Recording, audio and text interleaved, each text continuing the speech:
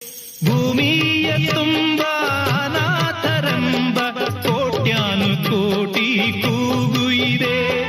ಗ್ರಾಚಾರ ಬರೆಯೋ ಬ್ರಹ್ಮ ನಿನಗೆ ಎಂದೆಂದು ಅವರ ಶಾಪವಿದೆ. ಉತ್ತರ ಇಲ್ಲ, ಪ್ರಶ್ನೆಯೇ ಎಲ್ಲ, ಕೇಳೋ ದೇವನೇ.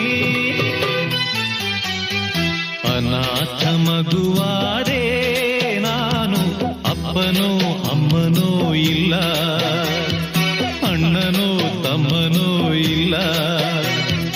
ಧಿಕ್ಕಾರಿ ದೊರೆಯಾದೆ ನಾನು, ಅತ್ತರೆ ಮುದ್ದಿಸೋರಿಲ್ಲ, ಸತ್ತರೆ ಹೊದ್ದಿಸೋರಿಲ್ಲ. ಎಂಜಲೇ